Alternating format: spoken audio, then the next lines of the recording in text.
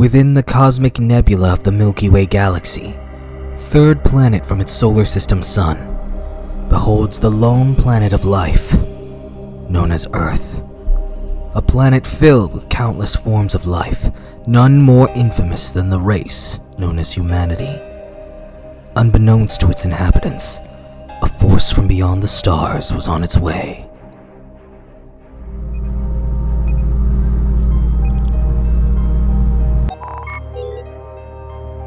Commander, we've pinpointed an energy signature. It matches his signature. The planet is in range, but due to the distance, it could take till the planet's nightfall for any of us to arrive, even with pods. Your orders, Commander. Deploy a unit. If we expel any more energy for speed, the power core engine will overheat. King Zephyrian does not tolerate wasted time. As the ship continues its trek, it shoots out multiple objects at a breakneck speed toward the direction of Earth, while the mysterious commander looked on with a malicious grin. It's just you now, old hermit. Who is there left to stop us?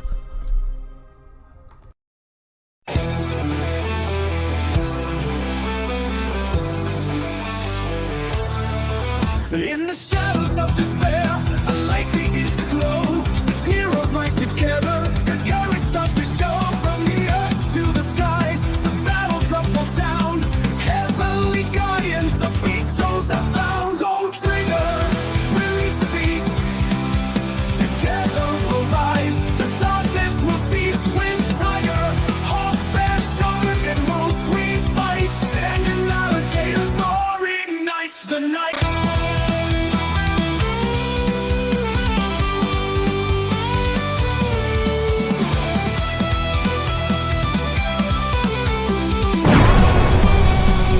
Release the beast! Heavenly guardians, united as one.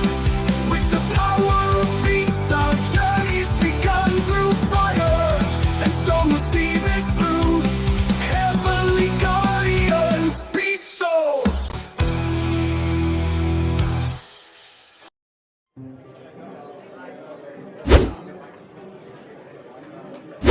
Meanwhile, outside the observatory, a tour guide is giving a tour of the town to a small group while passing by a young man putting up discount price signs outside of the hardware store, the building next to what appears to be an observatory. And so, every 100 years, the cosmic event famously known as the Crestwood shower occurs, the most beautiful meteor shower to ever cross the skies, best viewed in our little town, hence the name of the highest peak in Crestwood Forest, Crestview Point. In celebration of this, today's free admission day here at the Crestwood Observatory, so take the chance to come in and out today as much as you'd like. A young girl in the tour group then begins taking pictures of the observatory. She then notices the young man finishing putting up the discount price signs. Curious, she decides to approach the young man. Just don't get it. Any fair thoughts, stock boy? Ah! No! Sorry about that. Didn't mean to give you a heart attack. Oh, it was, nothing. So what did you mean? Huh? You said you didn't get it. What didn't you get? Or were you not eavesdropping on the tour? Oh, well, they call it Crestview Point because of the great view they have of the stars. They call the town Crestwood because of the trees. Neither have anything to do with crests. Heck, the town doesn't even have a crest for representation. Just a down-on-their-luck football team with a sucky logo. I don't know. Maybe it's to do with the crescent moon or something. But, not everything has to make sense. What's to become of a world if it doesn't make sense? Maybe it's more fun that way. Never mind. I guess that space stuff's just never been for me. The young girl then sticks out her hand for a handshake. Name's Kate.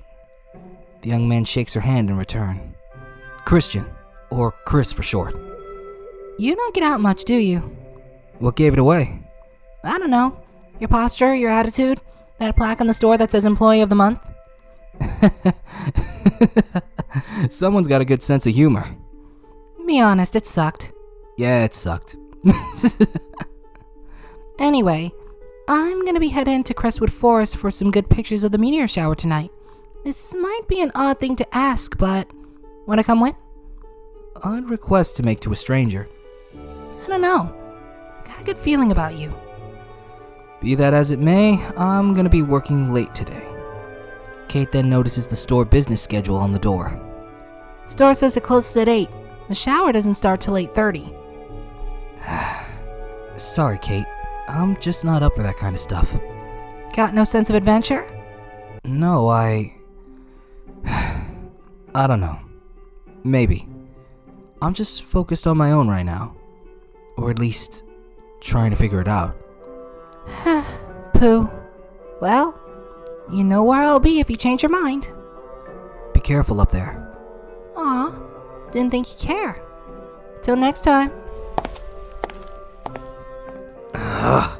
Good going, Chris. Just made yourself look like an idiot. Meanwhile, at a lone house in town, a blonde man wearing a green hoodie is in front of his laptop, finishing up his part-time coding job, and is bored out of his mind. Almost. Jake, sweetie! Are you done with your homework? Not now, Mom! And I'm not doing homework. I do part-time coding. What's that mean? I make money online. Since when? You graduated from college early and now you're living with me. I'm almost done. You better be. No video games until you are. You know my roof rule. Oh, yes! Just finished! You can have the living room! It's about freaking time! I want to watch my soaps! In a rush, Jake grabs his laptop and heads into his room, placing the laptop on his desk and turning on his game Station 5 in excitement. Oh yeah, baby! Time for some Tiger Cube X. Jakey, keep it down! Okay, Mom! God! Meanwhile, at the Bare Fist Dojo, a red-haired man is practicing his fighting techniques as the nearly setting sun is piercing through the windows. After finishing practice, the man grabs a towel and begins wiping his sweat. The red-haired man then looks around the dojo, a bit put off by the quiet, but used to it nonetheless.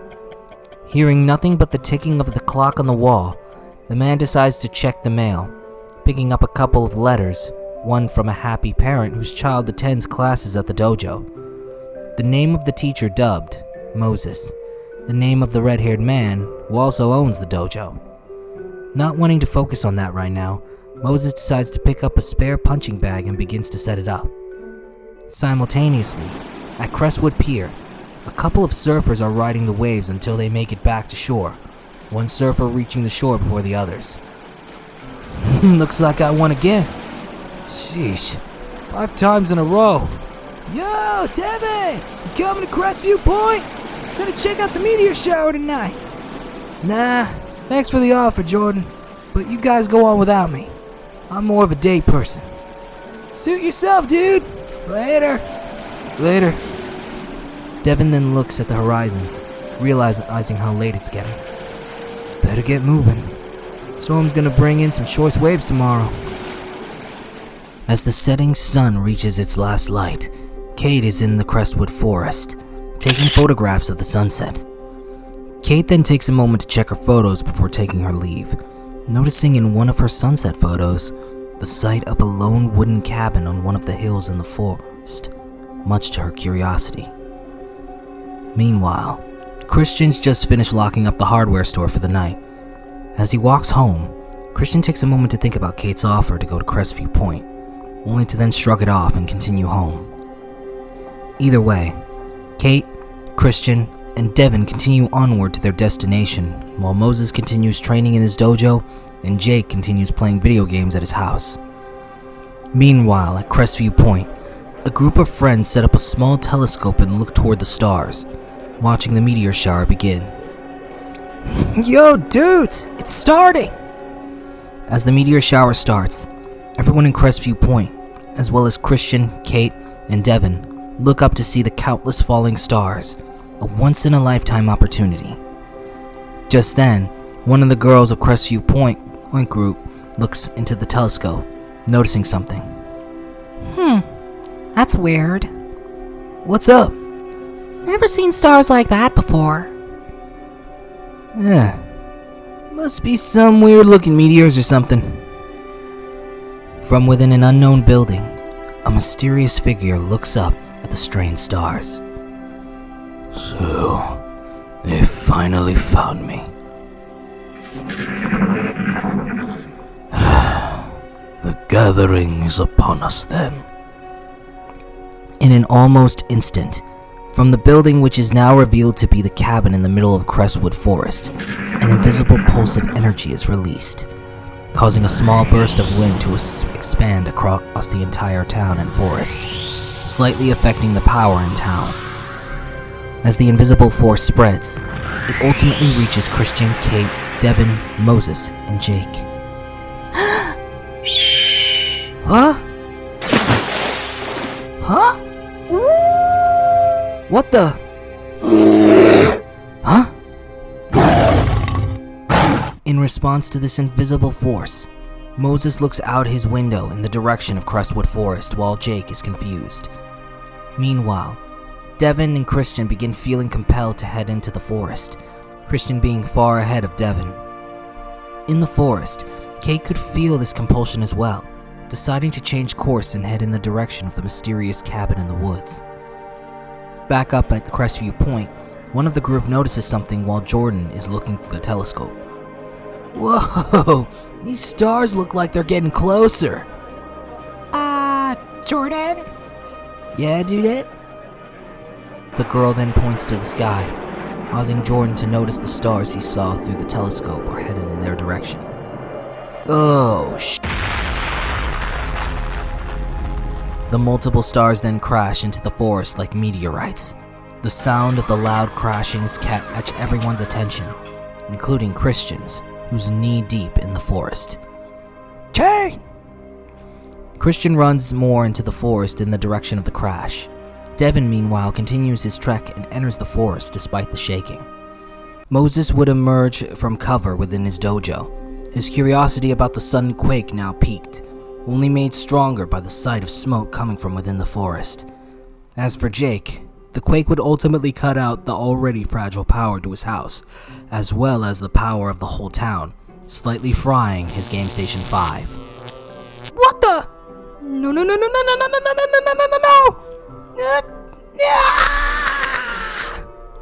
Jakey, grab a flashlight! I need to make sure my secret stash is safe! You don't have a secret stash of anything! Well, the town didn't know that until you open your big fat mouth! Go check the breaker! Jake then heads outside to check the breaker, only to then see smoke coming from the direction of Crestwood Forest, the source of the quake. The curiosity and compulsion then take over. After pondering for a moment, Jake's decision is clear. Meanwhile, deep within the forest, the smoke where the meteors landed clears, revealing them to be none other than the pods that mysterious spaceship had shot out to Earth. The pods then begin to open, scalding steam being released from within. From within, what appears to be an armored soldier of some kind exits the first pod.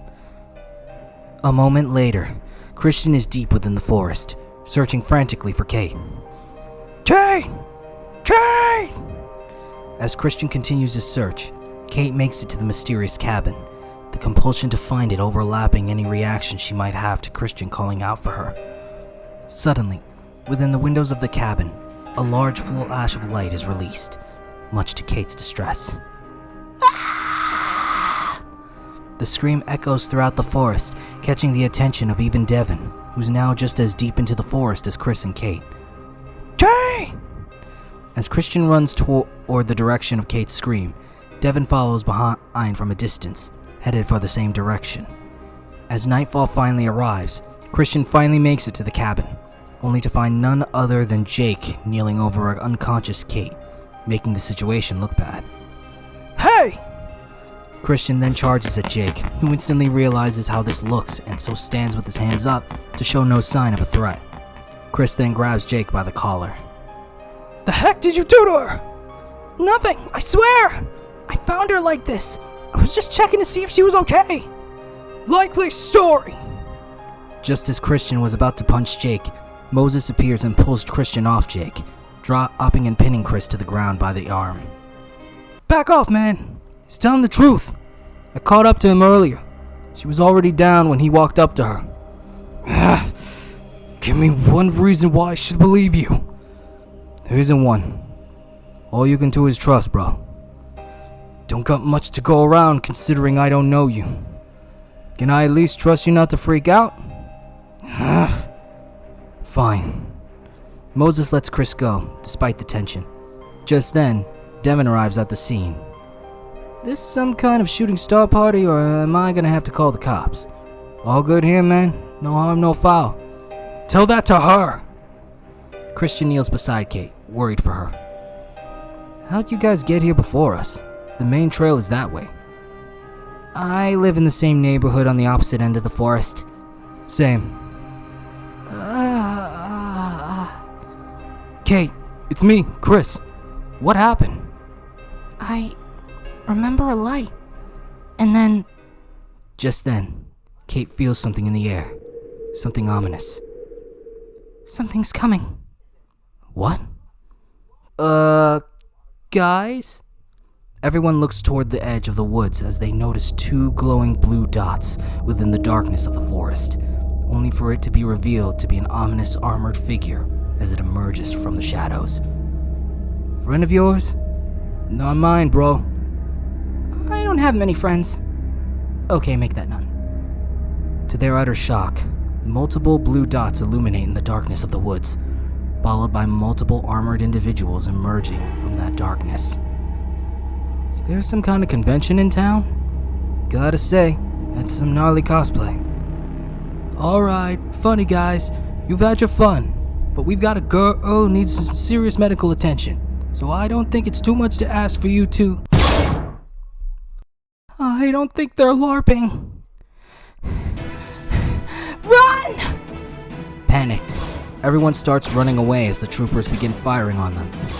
As one of the blasts passes him, Jake notices the blast hit the border of the cabin, only for what appears to be some kind of invisible energy shield to block and dissipate the blast. Everyone run to the cabin! What? Just trust me!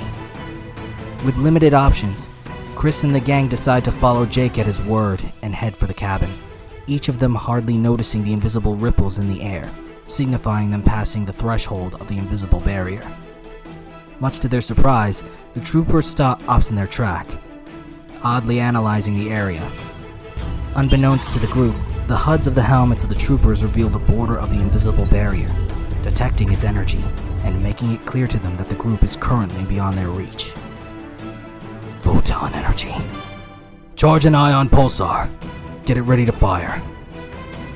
With everyone panicking, Kate looks back to see the entrance door into the cabin, only to realize it's unlocked.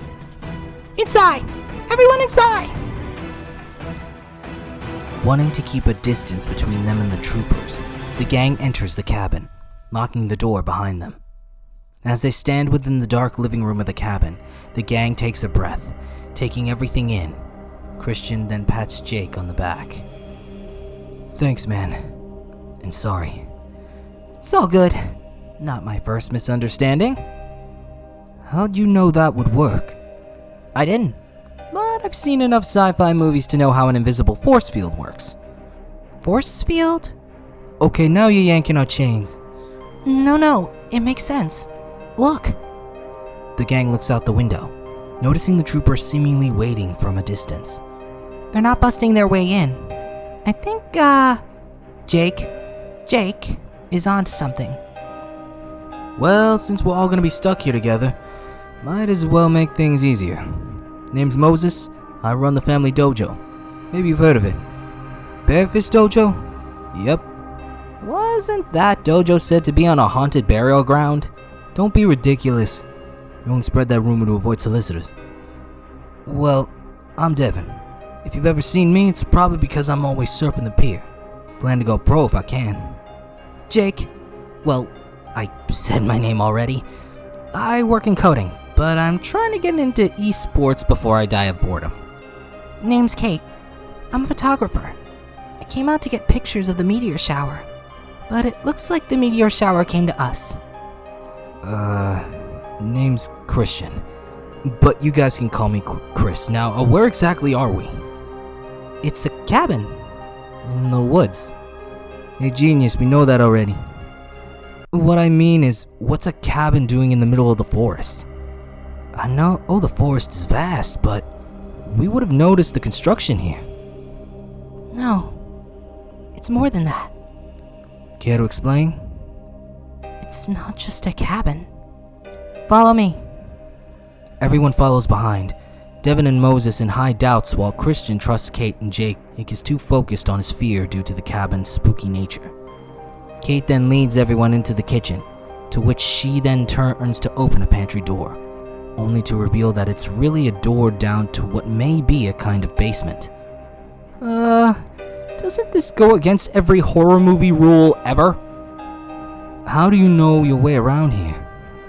I'm not sure how to explain it, but I think it was that light. Hey, I trust her. You guys want to wait to get blasted up here?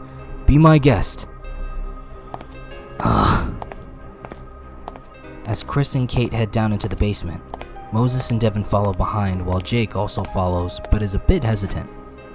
Oh, it's Tuesday the 12th all over again. As the group heads down into the basement, a strange feeling begins to wash over them, almost as if the room is expanding the more they descend down the stairs, making it feel like more than just a trip down a basement. After a bit of going down the stairs, they make it to the bottom, seeing nothing but darkness in their wake. Great, look at that! More dark. Oh man, this is the part where those mutants pop out of the dark and eat our brains. Maybe we should just... Jake? The door. It's gone. It's just gone.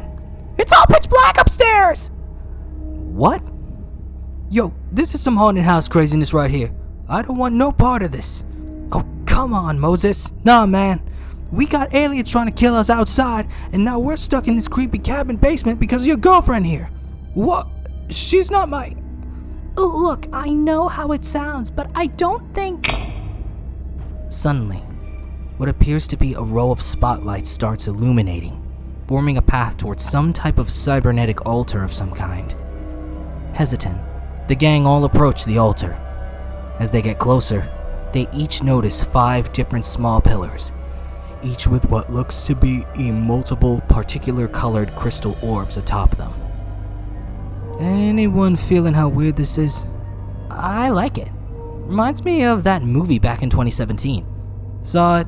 It's my favorite reboot so far. Just then, the crystal orbs begin to glow, releasing a humming sound which appears to be sending off a signal of some kind. From outside, the humming is heard by the troopers, much to their confusion. Hurry up with that ion pulsar! The rest of the troopers then bring out the pulsar, which appears to be a sort of cannon weapon. Pulsar at 80%. It shall be ready to fire in a matter of minutes. Back in the cabin, the signal begins causing the gang to react strangely, once again activating the compulsion that brought them to the cabin. Kate then stands in front of and looks down at the pink crystal orb. It was you. You called to me. Just then, Moses stands in front of the orange orb, Devin the blue orb, Jake the green orb, and Chris the red orb. From a platform above, the mysterious figure who looks to be an old man is looking down at the gang to bear witness. Suddenly, the gang's eyes begin to glow the colors of the orbs they stand in front of, followed by the orbs levitating in the air, pulsating with the same colored energy that's then directed at the gang's foreheads. In a flash, Chris wakes up in what appears to be a mental image of space. Nothing but stars as far as the eye can see. However, as he stands enamored by the sight, He then begins to hear what sounds to be growling from behind. But not just any growling. The same kind of growl that one would hear at a zoo. This growl was all too familiar to him. Chris turned to see his worst, but at the same time, the oddest version of his fear coming to fruition. In fear, he stood before a large, cosmic, and red tiger. The moment Chris's eyes beheld the tiger, it slowly sat up, seemingly awakening from a nap. The red tiger then turns to lock eyes with Christian, the eyes of the tiger seeming tired, but focused. Despite this chance to pounce, the tiger returns to his napping position, and in a shocking turn of events, whispers, "Speak the words of freedom, and thy roar shall be yours to claim." Huh? Utter the words of freedom, and thy feathers, thy fins, Thy strength Thy claws shall be yours to claim. In each of their respective mental spaces, the gang's eyes all glow the colors of the orbs they stand before. The orbs then appear before each of them. Outside, the iron pulsar is fully charged, leading a trooper to signal their squad leader. Take aim! As the pulsar takes aim, the gang in their entranced state instinctively take hold of the orbs. Beast souls have chosen you. Take hold of your beast soul cores. Within their mindscapes, the gang grabs hold of their respective cores. And speak the words of freedom! Fire! Soul Trigger! Release the beast! Outside, the ion pulsar fires at the photon barrier, their positive and negative energies combining, rendering the barrier into a form of gaseous steam that explodes and evaporates into the air. Just then, what appears to be a flaming destructive light of some kind breaks through the roof of the cabin, only for it to then crash in front of the small army of troopers. As the troopers slowly move forward, their weapons at the ready, the smoke begins to clear. Emerging from the smoke, the gang emerges in different colored suits, seemingly resembling the animals they had just encountered.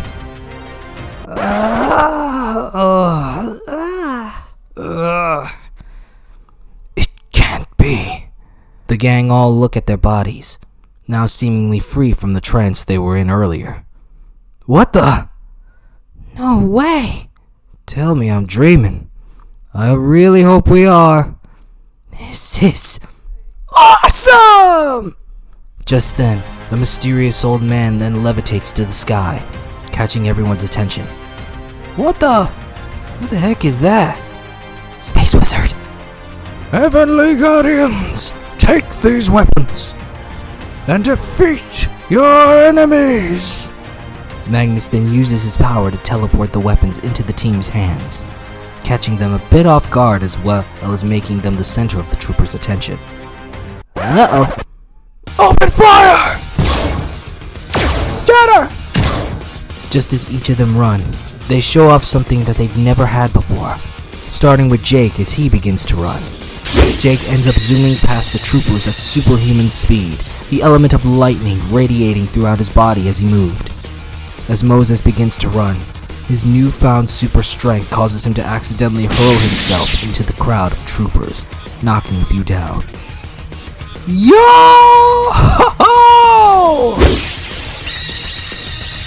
In excitement, Jake begins electrically zooming around a few troopers, catching them off guard, even making them a bit dizzy. Yo, this is cool! I'm like the Ow! So what now? There's too many. We can't run past them. A small group of troopers then begin to surround them, leading Chris to utter one simple answer. We fight! Together, Christian, Kate, and Devin decide to do what they can with their weapons to defend themselves. Just then, Moses stands up in frustration after flinging himself into the troopers. Oh, forget this! You sons of... Ah!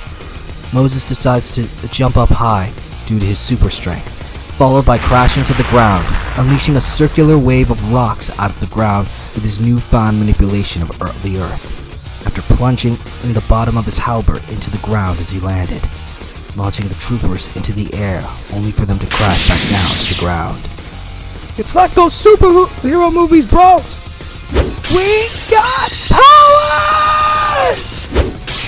As Jake gets acclimated to his super speed, he begins using his wolf claws, enhanced with his lightning, being able to damage the troopers with their armor. Nice! The weapons damage their armor! Find a weak point! The troopers then begin shooting at Moses, who can deflect the blast due to his strength to spin the halberd at an incredible speed. Realizing what he can do, Moses deflects the blast back at the troopers, being able to damage them. However, what Moses fails to notice is a trooper behind him, who then illuminates the energy blade on his blaster. As Chris and Devin continue fighting, Chris notices the trooper behind Moses. Mouse! Behind you! Just as the trooper went in for a sneak attack, Jake zoomed in and blocked the blade with his claws, followed by fighting off the trooper and defeating it with a lightning swipe to the neck, much to Moses' surprise. Where'd you learn to fight? TV and video games, the usual!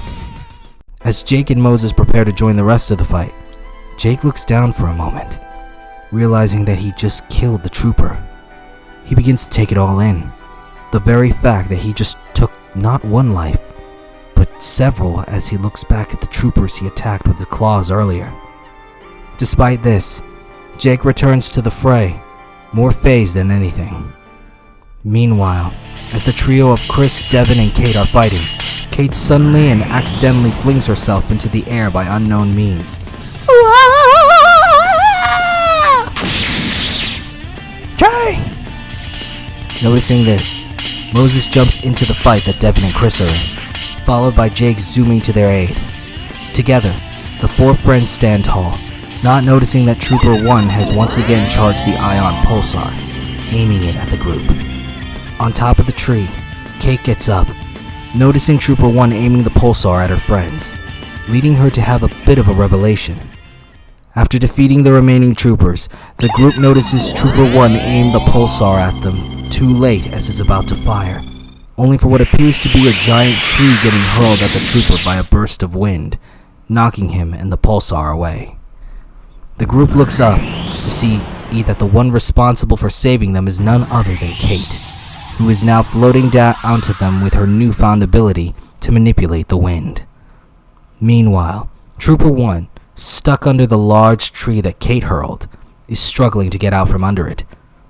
Just then, Trooper 1 notices the ion pulsar next to him, broken and radiating its fully charged ion energy. Son of a... Everyone flinches at the sound of the explosion, but as the explosion spreads, it then begins to recede as if time were reversing for it. The team would then look on as the explosion had been absorbed and transmuted into an orb of energy by the mysterious old man. Well, you've all certainly made today interesting. And you are? I am Magnus, owner of the cabin you seem to have broken. Oh, sorry about that. Nothing I can't fix. Magnus then turns to face the cabin, followed by snapping his fingers. The team looks in awe as the roof of the cabin self-regenerates, as well as a new barrier being activated. Whoa! Amazing. Nanotechnology, the universal marvel. Now then, it's not dilly-dally. Dilly-dally? Magnus then looks back at the team with a smirk. We've much to discuss. As the team hesitantly follows Magnus back into the cabin, they've not realized that one trooper is still active, escaping from the scene. Their intentions unknown.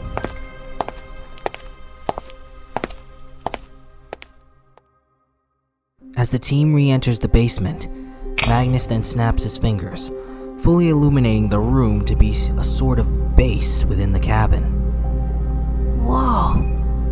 It's like episode 1 of Power Scouts.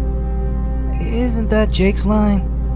As Devin, Kate, and Moses follow Magnus, Christian looks back in response to Devin's comment, noticing Jake a little shaken and not acting like himself.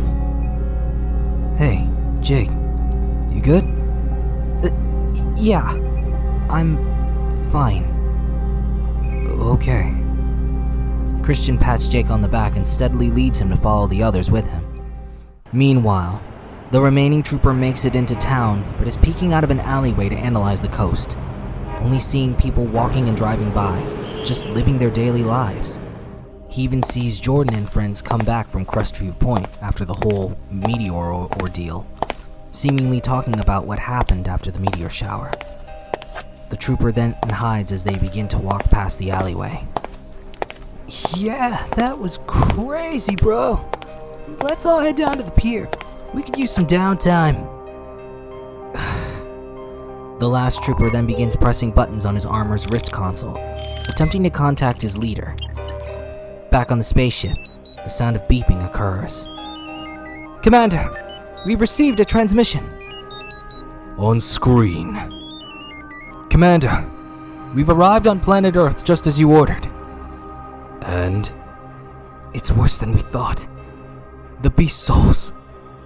They've chosen. Impossible. The Beast Soul Cores have not chosen their champions for over a millennium. This is nothing we joke about, Commander.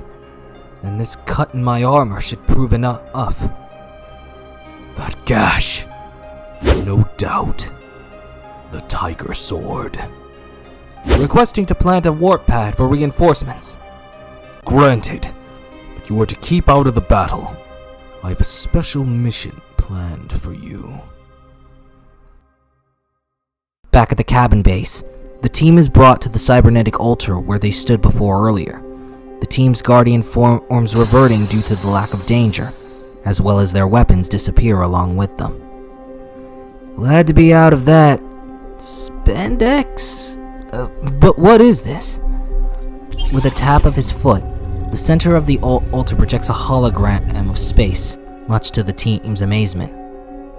This is the Universal Map, a database of all catalog locations in the universe, including Earth and its Milky Way galaxy. Okay, this is all impressive, but I think it's time you gave us answers to our real questions. Well, forgive me if the revelation of you not being alone in this universe wasn't important. Maybe put a pin in that.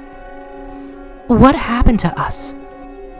You have been chosen by the Beast Souls, imprisoned within their very Beast Soul cores, in those belts of yours. Wait, so you're telling me that I actually saw a 2-ton orange bear made of stars? Pretty much. Phew, I thought I was tripping. Okay, cosmic animals, check. Grand seemingly dangerous cosmic powers, check. But none of this makes any sense. Then who said everything was supposed to? Deja vu. In any case, you've seemingly earned your accolades. So what, all this was like a test? In a manner of speaking, I suppose. And we passed? Oh, heavens no. You failed miserably. Your constant blaming, bickering, and distrust, you were lucky to survive your first battle. I'll give you credit for defensive instinct, though. But then, why were we chosen? Well, if you're looking to me for that answer, I haven't the foggiest. It's the Beast Souls that choose, not I. Their origin is currently a mystery to me. All I know is that they are considered the guardian beasts of my homeworld of Alexivan. Alexivan? It was a beautiful world, a place of peace and prosperity. For generations, a heavenly king has ruled the planet in peace. At least, it did. Before another claimed the throne. One who was obsessed with power and delusions of grandeur. Zephyrian is his name. Now I'm putting the pieces together. He took over your world, and now he's here for ours, isn't he? He himself must remain on Alexivan to keep focus to his rule. Thus he entrusts the expansion of his empire to his most loyal commander, Draken the Conqueror. Commander, the warp pad is set and ready for activation. Send squad Z1 and L6. I wish to test these Guardians' mettle. Whoa. There's a lot of worlds colliding here. Are you saying that an evil alien warmonger is headed for Earth, and the only people capable of stopping him is a group of young adults who have no idea what they're doing? That pretty much sums up the whole thing. Just then, an alarm goes off in the base, leading Magnus to project a live image of the town of Crestwood. The image shows 2 units of troopers attacking the town, coming through a portal created by the warp pad. Oh dear. What's wrong? This is unexpected.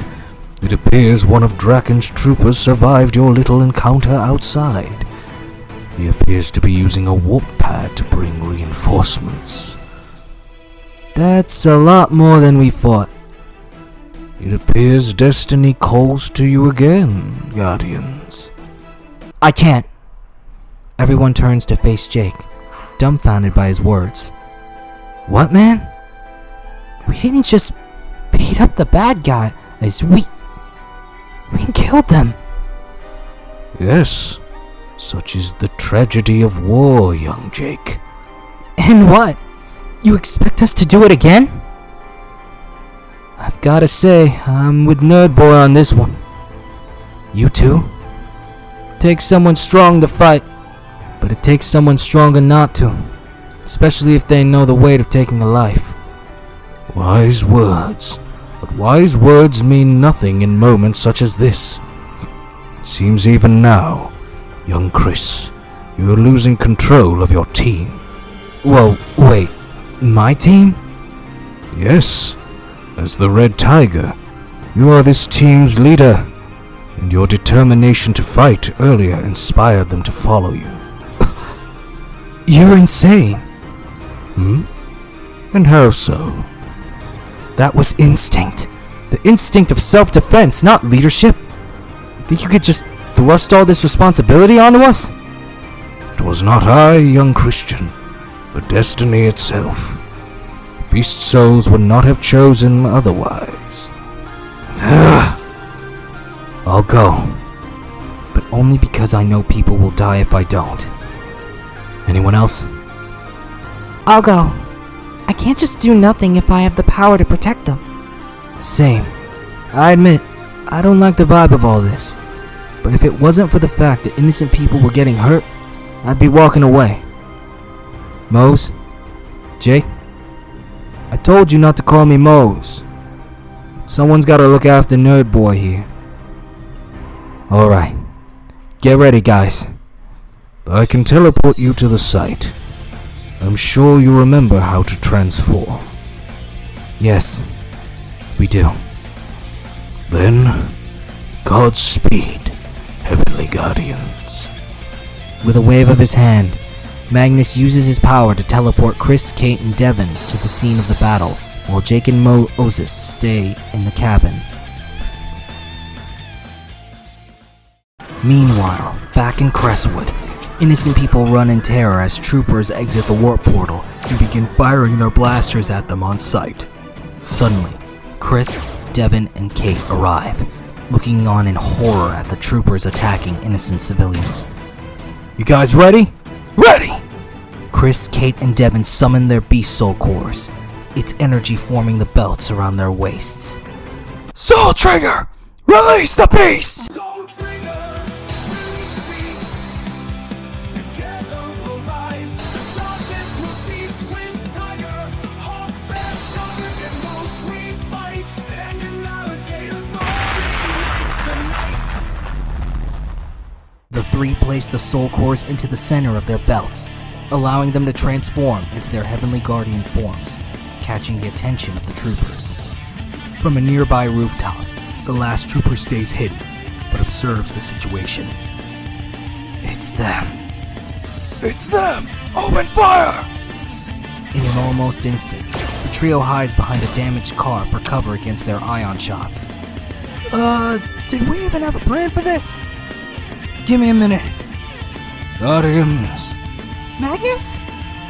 I'm speaking to you telepathically from the base. Your only chance at victory is the power of the beast within you. Focus on the beast within and call out to the weapons that embody that beast's very power.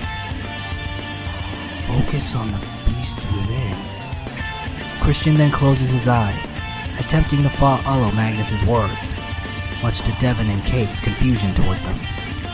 Meanwhile, the car they're hiding behind is almost fully disintegrated due to the barrage of ion blasts being shot at them by the troopers. Within Chris's mindscape, he faces the Red Tiger once again. The Red Tiger looks back, annoyed at Christian's presence in his domain once again. Get lost, insect. Back in reality, Chris awakens to realize that the Red Tiger kicked him out of his own mindscape, only for the car the trio was hiding behind to explode, sending them flying. As the smoke clears, Chris stands up, looking upon the units of troopers aiming their weapons at him. Despite being outmatched and without their weapons, Kate and Devin rush to Christian's side and ready themselves for battle.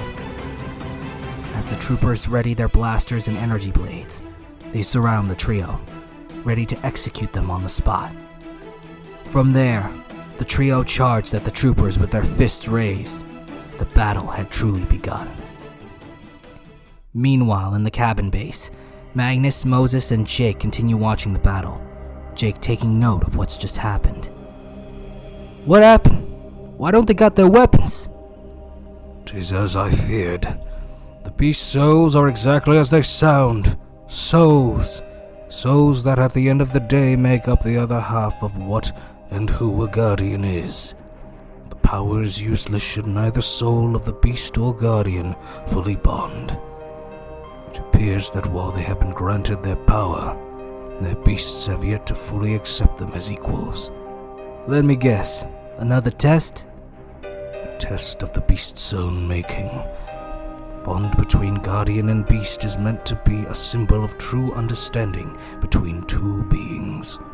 There is no greater bond. True understanding? As Jake continues watching his friend's battle on screen, he does something unexpected. He decides to close his eyes and remember Magnus's earlier words. Within Jake's mindscape, he comes face to face with the green wolf in all of its emerald-colored cosmic majesty. For one who seeks to not use my power, you seem to have taken Magnus's words to heart.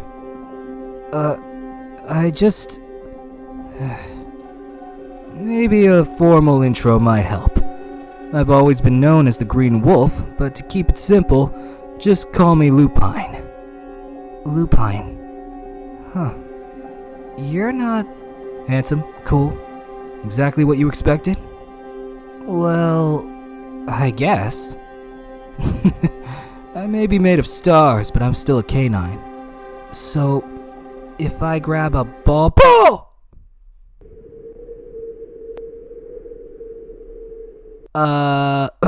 Moving on. Never mind. I don't even know why I'm here. Oh, I think you do. Question is, are you brave enough to see it through? You don't know what you're talking about. I've been a cosmic entity for many a millennium. I know more than you ever will, Jake.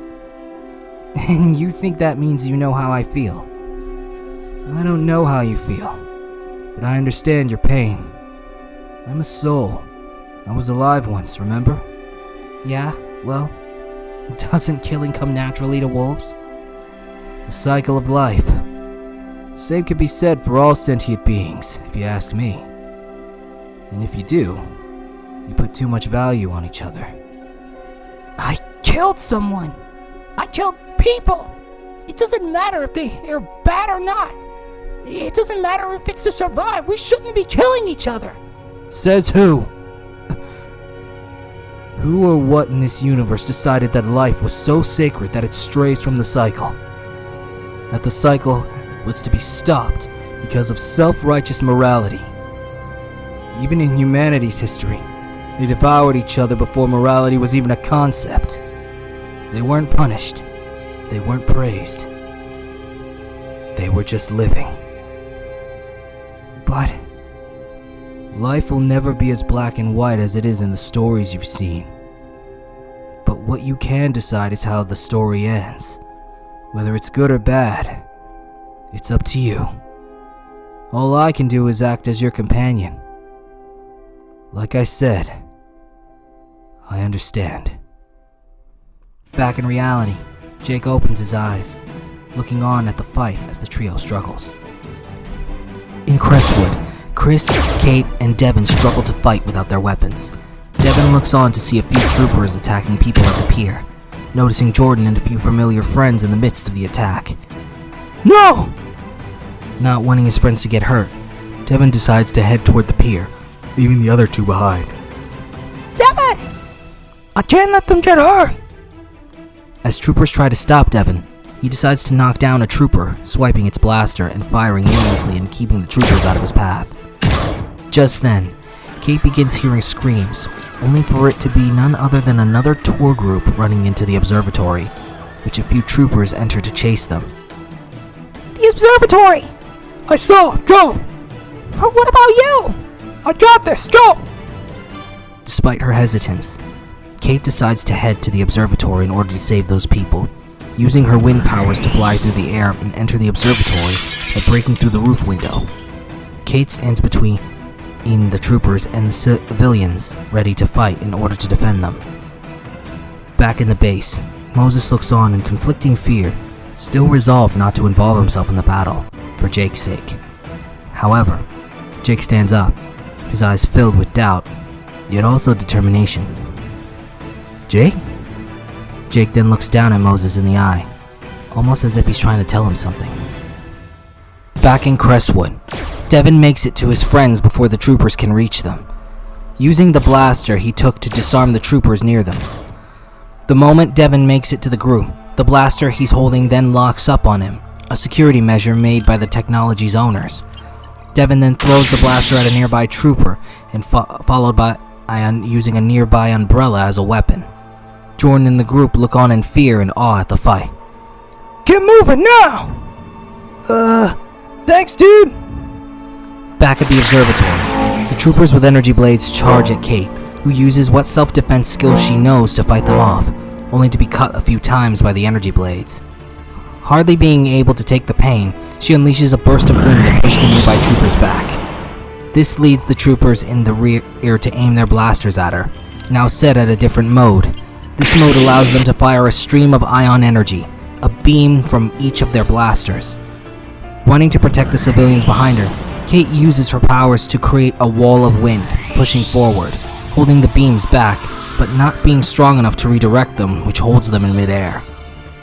Back in town, Chris takes on the forefront of the battle, getting blasted and cut all over his body, only being protected from a fatal wound by his suit. Chris then grabs a nearby pipe, utilizing his suit's superhuman strength to be able to hold it and use it against the troopers. At the pier, Devin fights with everything he can, only for one of the troopers to use their energy blade in order to cut the umbrella weapon in two, slashing at Devin's torso simultaneously, causing him to stagger backwards. Devin looks to his left, his perception of time slowing as he sees his friends run away. Wanting to give his friends a chance to get away, Devin decides to push his body forward, stabbing the two broken ends of the umbrella into the trooper's neck, only for the dying trooper to then aim his blaster at Devin's chest. The trooper then activates the self-destruct trigger on the blaster in an erratic instinct before dying. The ion explosion ultimately hits Devin point blank, sending him flying far toward the ocean behind him. Back in the observatory, Kate struggles to hold back the troopers, but then looks at the ceiling above, realizing what she needs to do. She utilizes every ounce of power she has in order to redirect the beams to the ceiling above, causing it to collapse. In an attempt to protect the civilians, Kate focuses her power on creating a barrier of wind to protect them from the falling ceiling. The ceiling then crashes down on the troopers along with Kate.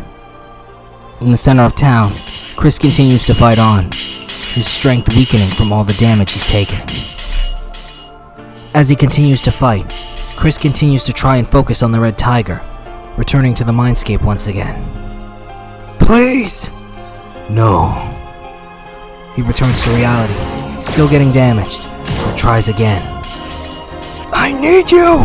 I cannot! Chris continues to be gravely wounded by the large number of troopers.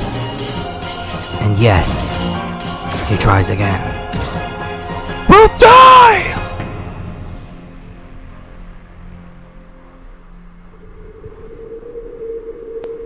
So be it. Back in reality, Chris's strength gives way, an ion blast hitting his shoulder, this time with hardly any more fight to give. Chris can only stand there as he's pelted by a barrage of ion blasts, taking the forefront of the pain that none of his comrades have yet endured. As the barrage of ion energy continues, Chris raises his arms in defense, his will at the brink of breaking. At least until it all comes out.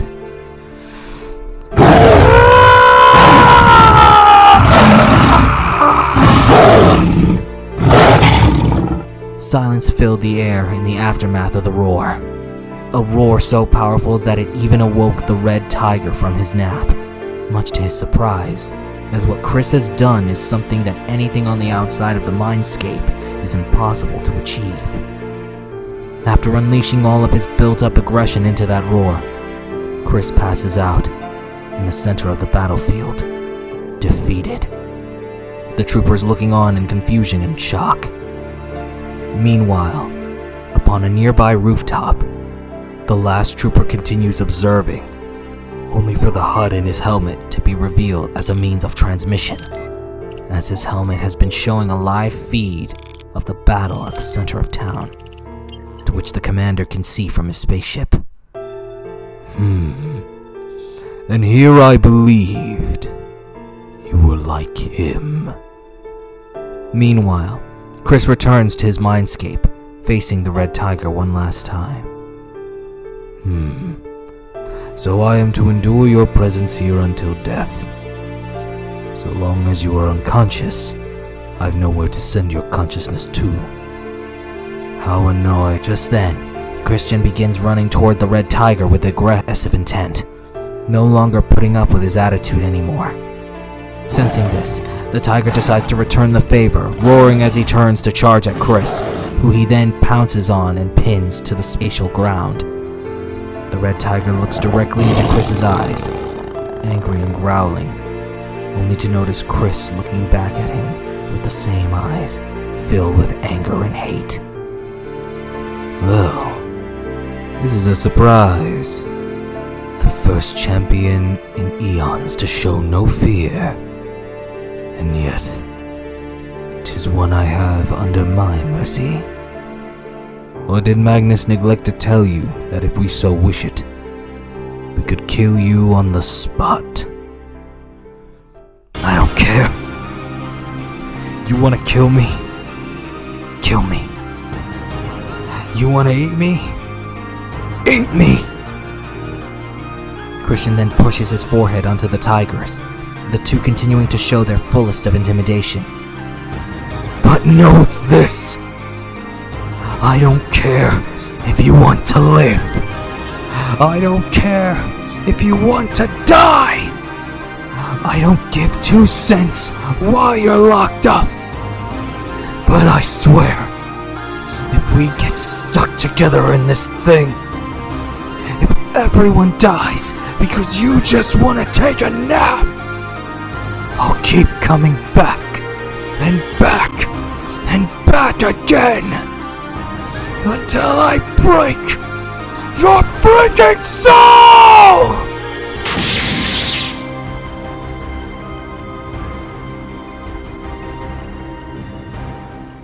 The tiger staggers back in response to the flaming punch, having a look of surprise in his face for the first time in his life.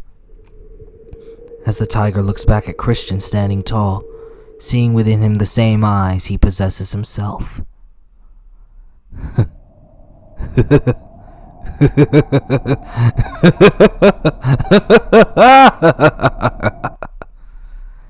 Christian looks on in confusion and anger.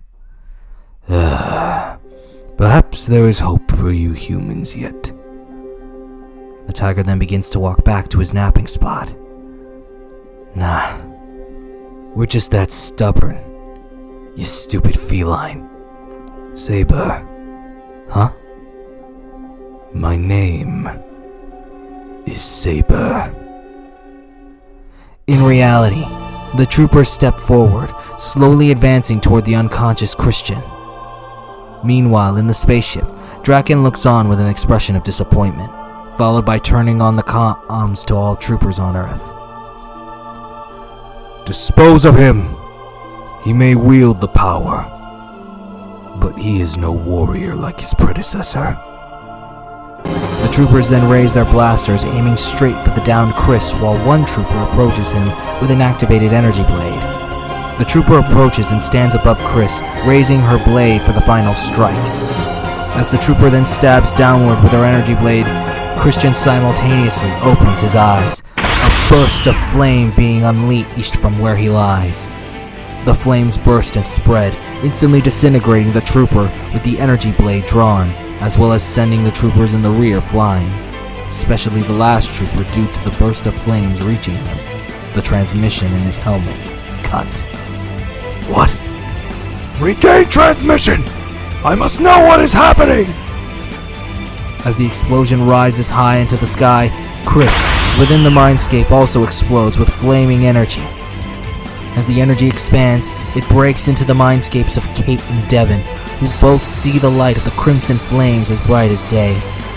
The two are engulfed by its light, causing their powers to react as the ocean water where Devon's sinking in begins healing his body, and Kate begins regaining consciousness.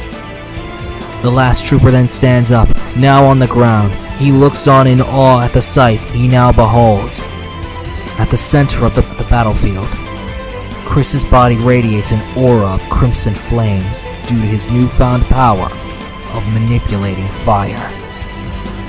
From a far distance away from town, a group of civilians, as well as Jordan and friends, all see the light of the flames from the safe distance they stand in. It's like Tiger Cube X, dude. At the pier, the troopers notice and begin to prepare themselves. Be ready! We have our orders! Huh? Just then, Devon jets out of the water, jumping high into the sky, his trident now in hand. As the troopers look on in shock, Devon begins twirling his trident above his head, causing streams of the water below to be drawn to it like a magnet with his newfound manipulation of water. The moment they aim their blasters at Devon, he hurls a giant column whip of water at the troopers, entrapping them within the stream, drowning them within it until he slams the column into the sand and crushing them in an instant with the water's pressure. Meanwhile, at the observatory, the tour group notices the smoke clearing and decides to evacuate, only for one of the troopers to emerge and catch them. The trooper then aims his blaster at the tour group, who all cower in fear, only for something to pop out and stab the trooper in the back, as well as carry him up into the sky after crashing through the ceiling, much to the tour group's amazement. From within the rubble, a burst of wind emerges, jetting toward the trooper in the sky. As the wind gets closer to the trooper, it dissipates to reveal Kate, now filled with renewed vigor. She then grabs the handle of whatever is stabbing into the trooper's back, only for her to pull it out, revealing it to be the Hawk Lance. As the trooper looks up above him, he sees Kate wielding the lance, only for her to swiftly dash and pierce through the trooper, her now behind him in midair. Simultaneously, as Kate dashes in midair and Devon lands on the beach, the troopers they defeated explode, signifying their victory. Back in the center of town, as the nearby troopers all stand to behold the newly rejuvenated Guardian, Chris reaches his hand out, followed by summoning his tiger sword at last. Just then, Kate and Devon jump to Chris's side, Kate using her wind to fly and Devon surfing on a stream of water being manipulated in the air. Fire at will! As the troopers prepare to fire their ion blasters, multiple bolts of lightning strike down from above, taking down the rear troopers while a large object crashes down near to where the trio is standing, blowing away the front line of troopers as well as wiping out the last of the reinforcement troopers. The remaining troopers look on in shock as they witness the appearance of Moses in his orange bear guardian form, wielding his bear halberd, followed by Jake zooming to his team's side, already in his green wolf guardian form. The last trooper is finally able to regain the signal of the transmission, allowing Draken to witness the sight of none other than the full team of Heavenly Guardians. Send everyone. Just then, an army of troopers begin exiting the warp portal to seemingly no end, catching the Guardians' attention. That portal's bringing them through. Think you can handle it, Jake? You're talking to the fastest thing alive, aside from Zoom the Warthog. Okay, Devin, you cover Jake. Gotta say, I'm starting to get used to this. You mess with my friends, I got your back. Yo, Mose, you up for taking down some aliens? I told you not to call me Mose, but I can't say I don't like kicking butt. Right then, let's do it, Guardians! The Guardians scatter, putting their plan into full swing. While Christian and Moses deal with the excess troopers, Kate uses her wind powers to fly, while Devin uses his water powers to combine as much moisture as he can and form it into a flying wave of water he can surf on.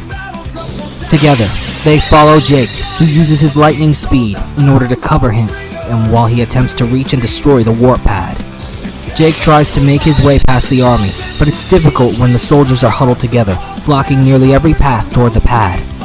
Wanting to clear a path, Devin notices multiple manhole covers, leading him to have the water from the source rise up, covering many troopers in water. Meanwhile, Chris and Moses are surrounded by troopers, coming at them with their blasters and energy blades. Chris and Moses then look at each other, nodding as if they know what each other's thinking. Moses slams the bottom base of his halberd to the ground, making a large wall of rocks rise with his earth powers, trapping a large group of the troopers within a giant rock bowl. Moses then decides to hold out his halberd, allowing Chris to jump on the flat of the blade. After Chris holds out his sword, flames igniting from the blade, Moses then begins to spin at a superhuman rate, turning both of them into a flaming top of sorts, being able to mow down almost countless troopers trapped in the rock bowl. Realizing the troopers are wet, Jake gets an idea and decides to charge up his wolf claws with electricity, followed by zooming toward the wet troopers and stabbing his claws into the ground, spreading the current of electricity and shocking them. Seeing this, Kate gets an idea, deciding to use her wind to spread the electrified water droplets, electrocuting many more troopers and clearing the path for Jake. As Jake sees the path, he attempts to zoom through it until a phalanx of troopers guarding the warp pad combine their energy blade constructs to form their blasters into a combined energy shield to protect it. As he's spinning, Moses notices this, deciding on something in the moment. You trust me, bro? All I can do is trust you. Moses then jumps up as he spins and then launches Chris as his sword is inflamed, followed by falling and slamming his halberd down, causing the earth below him to explode in a shockwave, causing the rock bowl to explode in a large barrage of rocks that take down countless troopers outside the bowl. Seeing the shield, Chris now understands, deciding to spin like a drill and point his inflamed sword forward. As Jake nears the energy shield, he gets a similar idea, deciding to electrically dash forward and spin like a drill, holding out his wolf claws in order to pierce through the shield. The drill attacks of flame and lightning both stand side by side as they collide with the energy shield, holding steady before the combined power of their attacks begin to crack it.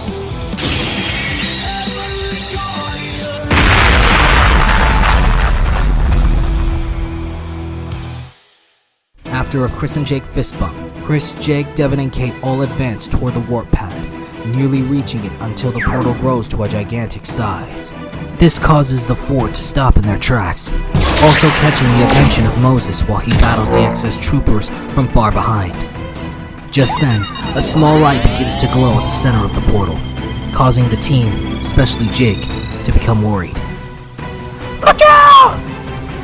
Using his lightning speed, Jake pushes everyone out of the way, followed by trying to run to Moses. However, Jake has run so much that his power is beginning to wane, and thus his speed is decreasing.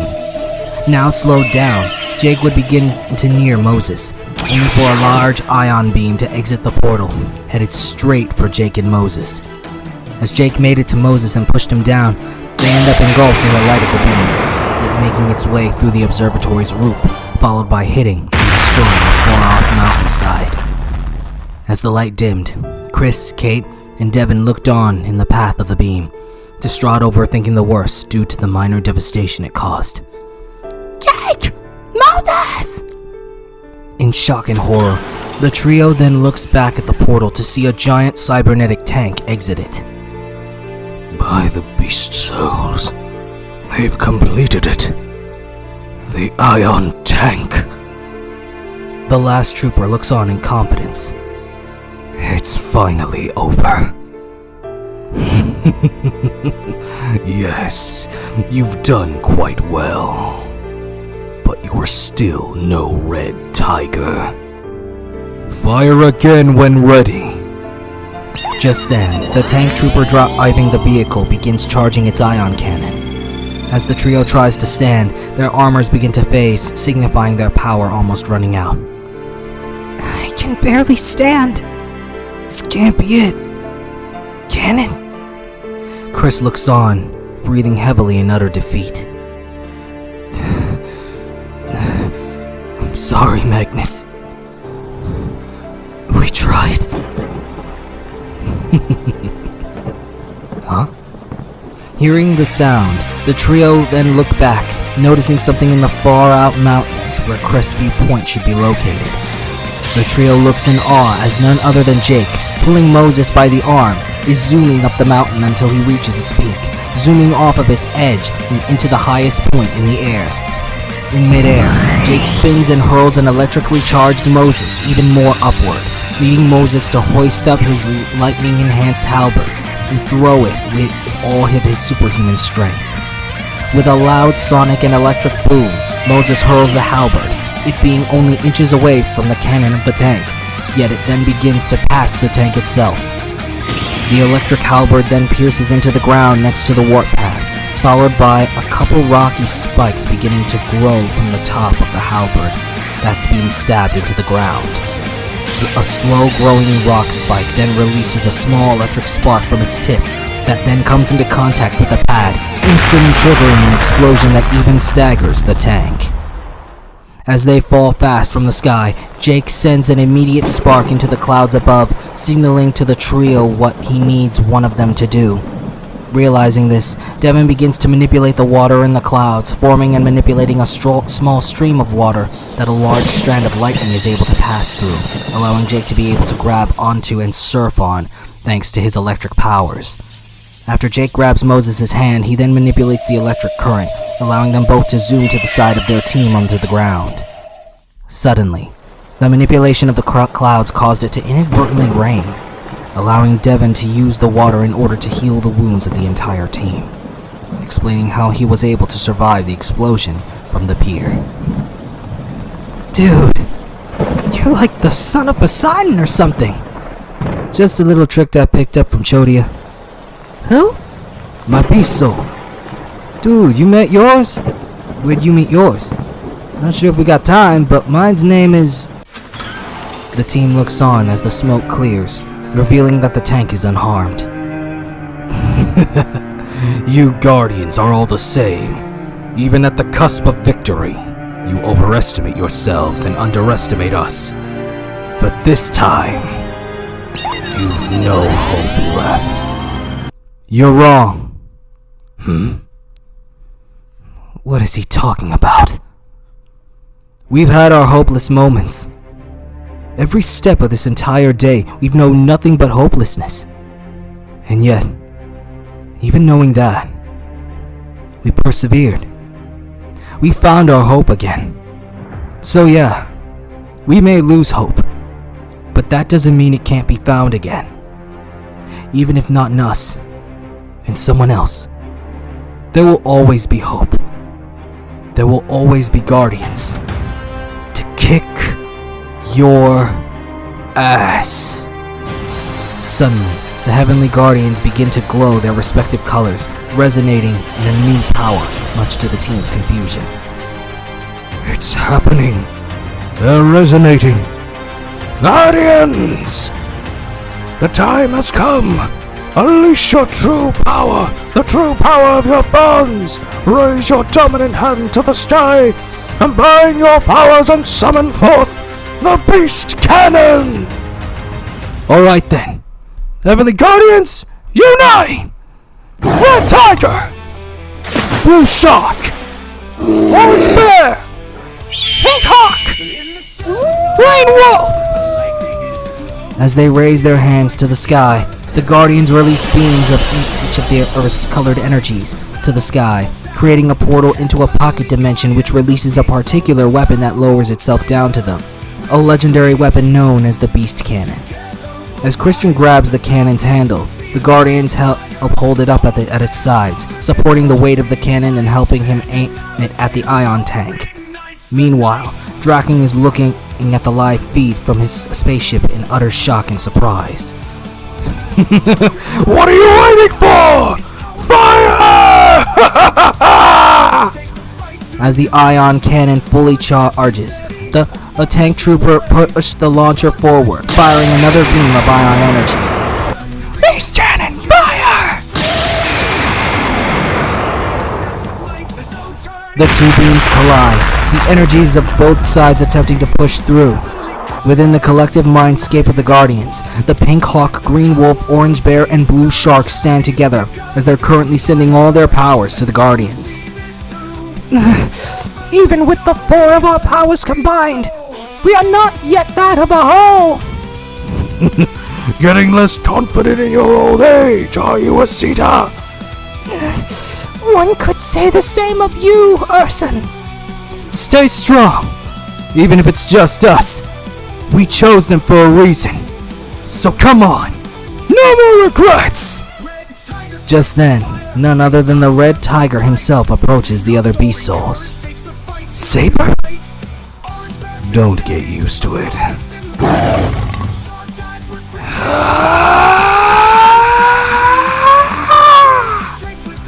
With one final push, the energy of the cannon reaches full power and pierces through the ion beam, pushing it back into the ion cannon, causing the energy to spread and ultimately explode within the ion tank. The last trooper ducked in cover in response to the explosion.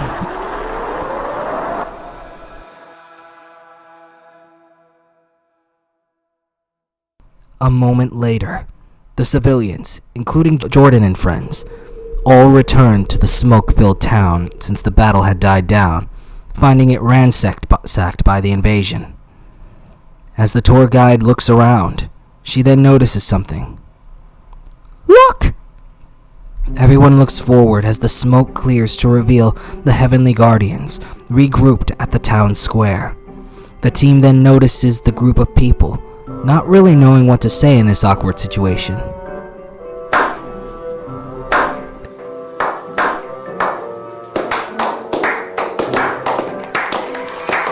Guardians look on in surprise as the town cheers for them.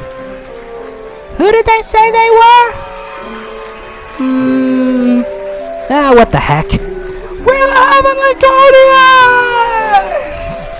Guardians! Guardians! Guardians! Guardians! Guardians! Did we gonna tell anyone? Dude, every superhero knows not to reveal their secret identity. Read a comic book. Probably for the best. At least it's over. Ah! No! Out of nowhere, Kate is hit in the back by an ion shot, Christian catching her before she falls to the ground. Just then, the last trooper charges forth with his blaster in a desperate attempt to take out the Guardians himself. The moment Jake notices, anger takes over.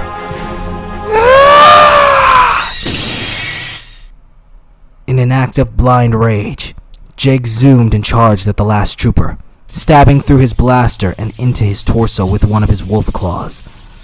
After his rage begins to quell, Jake looks down at his claw to realize what he's done, but he then looks at the last trooper in the eyes, almost losing himself in rage.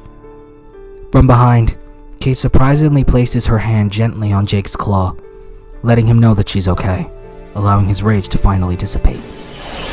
Jake dematerializes his claw, causing the last trooper to fall to the ground. The rest of the team walk up to Jake just as the last trooper begins to suddenly laugh.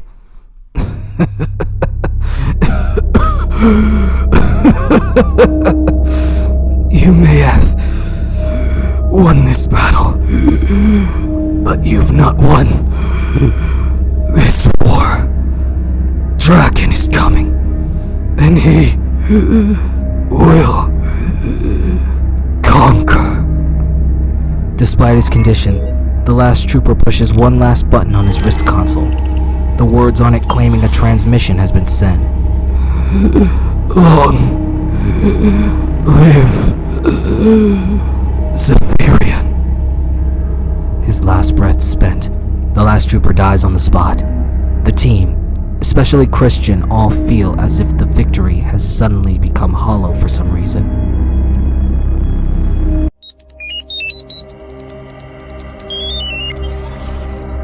We've received a transmission from the surviving trooper, but I can't get a reading on his pulse signature. Bother not. He served his purpose. It appears he sent us a recording of the battle. Analyze it. To understand oneself is to understand one's enemy. Perhaps you're as cunning as the king believes, Magnarosius.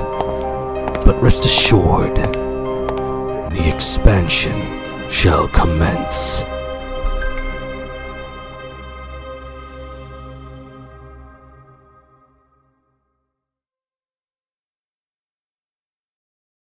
I hope you guys enjoyed the video. If you did, then don't forget to like, share, and subscribe.